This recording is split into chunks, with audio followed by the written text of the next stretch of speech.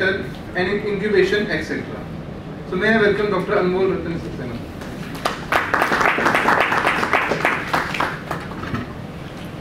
Thank you for this introduction.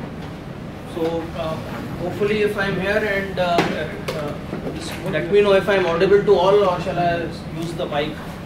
Am I audible? Yes. Okay. So thank you for this wonderful introduction, and I also thank organizers for giving me this opportunity to interact with you all and share my views and ideas and my findings about IoT applications for renewable energy applications as well as for electric vehicle scenario. So if we look at different applications now, most of us feel like IoT is a buzzword which is going around doing rounds on each and every individual's mobile phone, research areas, and everybody is just busy talking about IoT. Over these 5 years, you might have got a lot of exposure about what IoT is, how it came into existence, what are the merits, limitations, challenges that are associated with IoT and its applications. So very quickly, I will touch a few aspects, important aspects, and a new application area for IoT, which is on application in the area of electric vehicles as well as renewable energy integration. So how IoT can play a significant role in improving the life of the drivers or the owners of EVs, together with the environmental concerns that we are talking about the pollution, weather change, climate change, etc. So if I briefly talk about my content, will cover sustainable development parameters, basically then a very quick and a brief overview of IoT and building blocks. I'll not touch much of this topic because in last 5 days I hope it's been covered very nicely. I'll talk about Internet of Energy, and then my focus will be on IoT for EV ecosystems and IoT and IoE. So this seems to be a new word, IoE. What is IoE? Anybody who can say what is IoE? Internet of Energy. It's not electronics, it's Internet of Energy.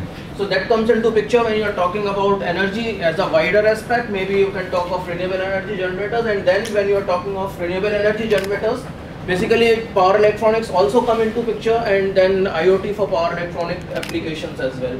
Then I'll conclude, and then we will see a few discussion points.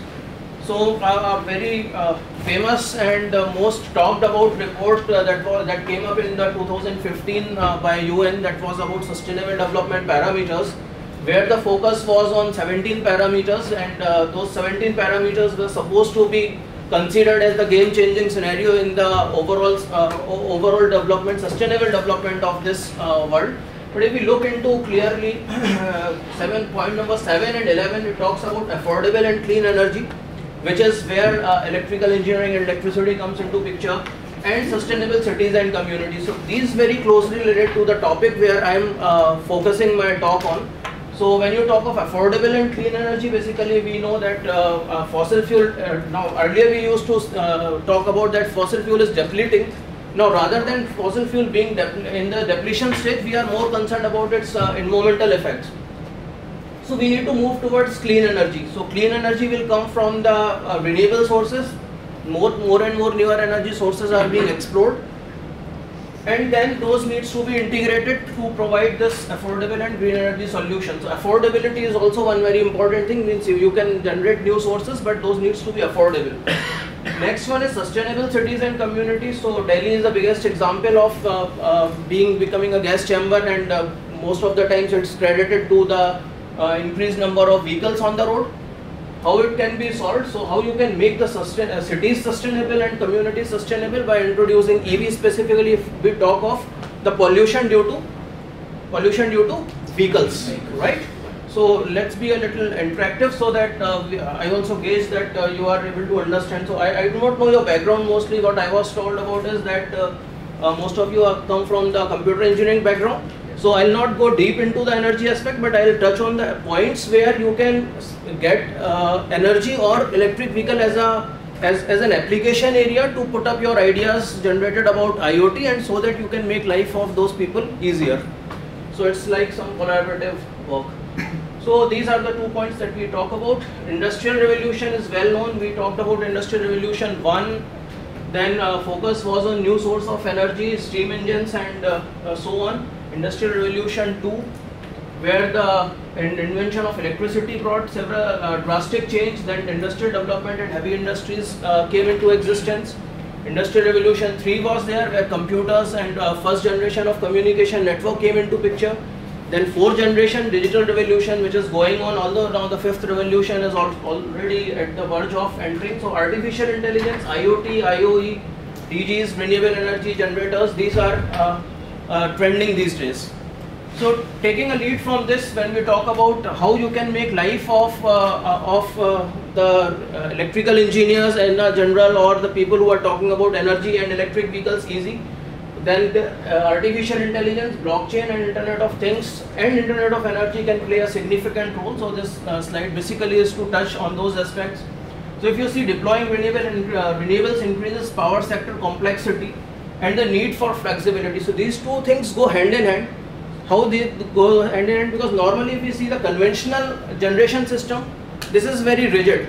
So you have lot of inertia into the system and your grid is maintained stable by the generators. But when you penetrate more and more of renewables, the problem comes, your solar panel is a static device, it do not have any rotating part. So what happens because of that? The inertia is missing, and as a result the stability of the grid is affected. So when you are saying that you are putting more renewables into the system, what you are planning to do is decrease the stability and the reliability of the system. So you need to put on efforts to increase the flexibility, or you can say resilience that you want to increase. So when you are saying lot of solar panels coming into picture or wind energy coming into picture, those are intermittent sources of energy, as you are aware. So what's the problem with the intermittent sources of energy? What challenges intermittent source of energy pose?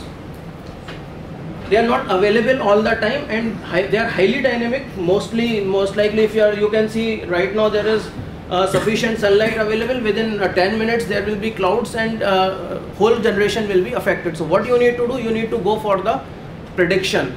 Now prediction, or you can say some artificial techniques you need to put on, artificial intelligence you need to put on, so that through some mathematical models, some simulation models, you can gauge what is the generation pattern that will exist over a few days or few hours. It depends on your studies. So this is widely that is required. Now if you talk of IoT, 5 days you might have talking about this only. So you have lot of devices, lots and lot of devices connected over internet. People are using them. Once people use them, they generate a huge amount of data. You call it a big data. This big data is transmitted over some communication protocols. Some channels are used wired or wireless. They are transmitted back, and then again people access those data, that particular data, and then they again generate new data. So this is a continuous cyclic process where you are each and every minute, each and every second you are generating huge amount of data. Now normally you can say it's about your Facebook or WhatsApp, that's a different thing, but in my case I say EV owners, they are generating a huge amount of data every day, every second.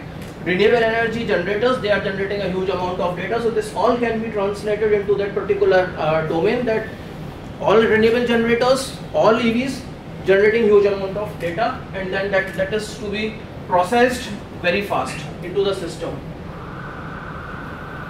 So most of the applications, medical services, smart cities, construction, agriculture, might have touched about. So I will be talking about the energy sector.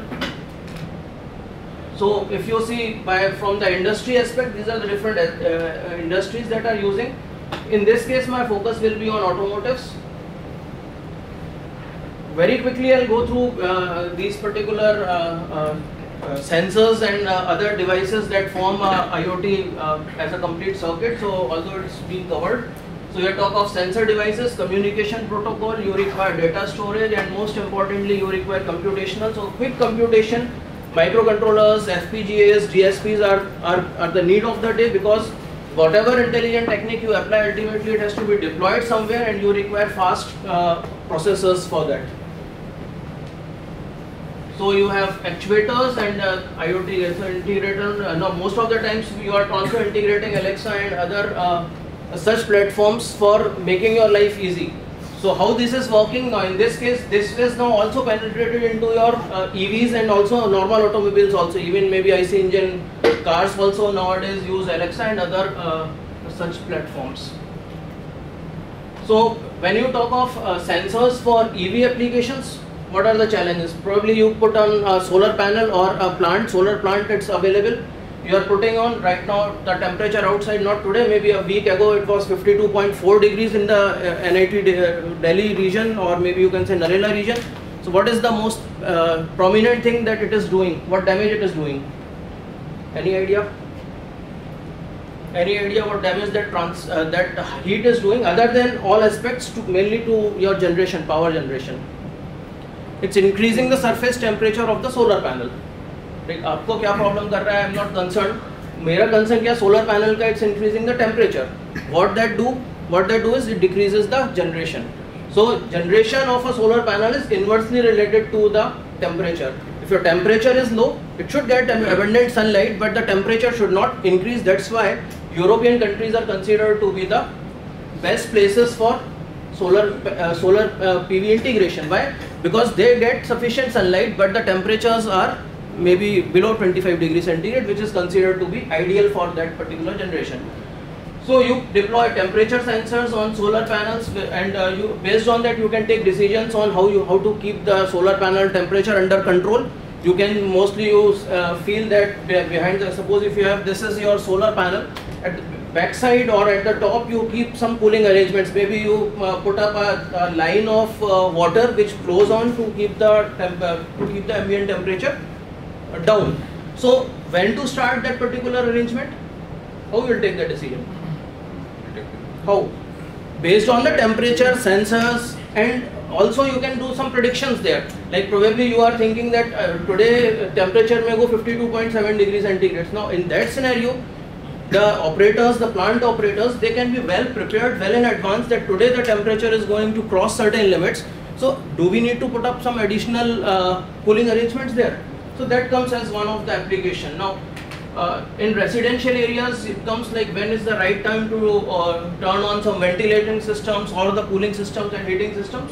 So temperature sensors, humidity sensor. The humidity sensor is one again very important thing that comes. Where you will put up that humidity sensor? In energy applications, any idea?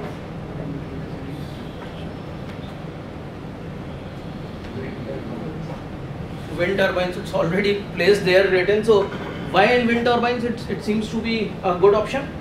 Because when you say offshore wind turbines means you said deep 10 kilometers into the sea you have placed your turbines. Now you can imagine the humidity level there.